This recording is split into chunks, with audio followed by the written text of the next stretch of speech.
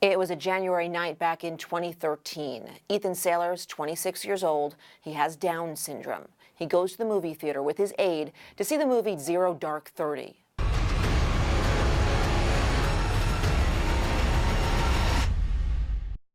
When the movie ended, his aide went to get the car.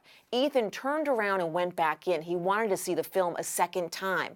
3 off-duty Frederick County Sheriff's deputies, moonlighting as movie theater security, asked him to leave.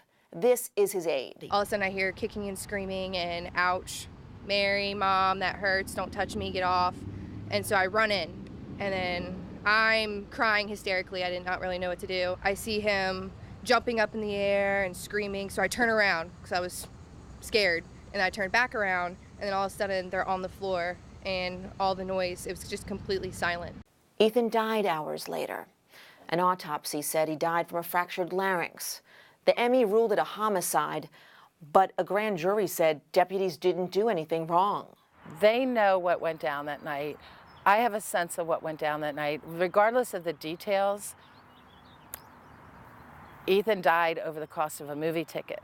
That was Ethan's mom, Patty. She and her family never stopped fighting for justice. First, they collected more than 300,000 signatures to ask then-Governor Martin O'Malley to launch an independent investigation into Ethan's death.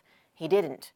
But he did establish the first ever Maryland Commission for the inclusion of individuals with intellectual and developmental disabilities, headed by Tim Shriver. The goal of this commission is to make Maryland the best state in the country, if not in the world. As a result, all police officers in Maryland are trained differently now.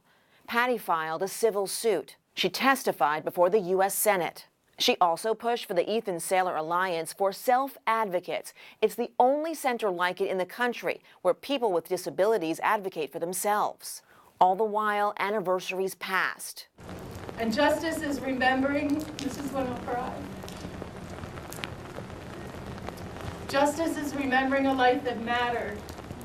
He mattered for 26 years, and he still matters. Our reporting back then touched people. The hashtag Justice for Ethan was trending. Patty kept fighting. She won the Advocate of the Year award from the National Down Syndrome Society. I was honored to present it to her. And throughout the years, lawyers battled it out over that civil suit. It's now been settled. The 3 deputies, the state and the property management company, Hill Management Services, will pay the Saylors $1.9 million. There's no relief, there's no joy, because he's still gone. I wish I could say it gets easier. It really doesn't get easier to live without him.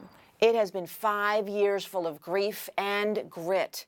Because of Ethan's death and Patty's fight, more officers now know how to work with people with intellectual disabilities, and more people with intellectual disabilities have a voice. You could say that Ethan is an angel for others. Ethan was a young man that was born with an extra chromosome, which we call Down syndrome, which does not define a human being, but it certainly presented some challenges for him. He was loving and funny and loyal. A person with a disability is simply a person with all the same hopes, dreams that we have, perhaps a bit less skill in communicating. Let go of some of those myths and stereotypes, or question them.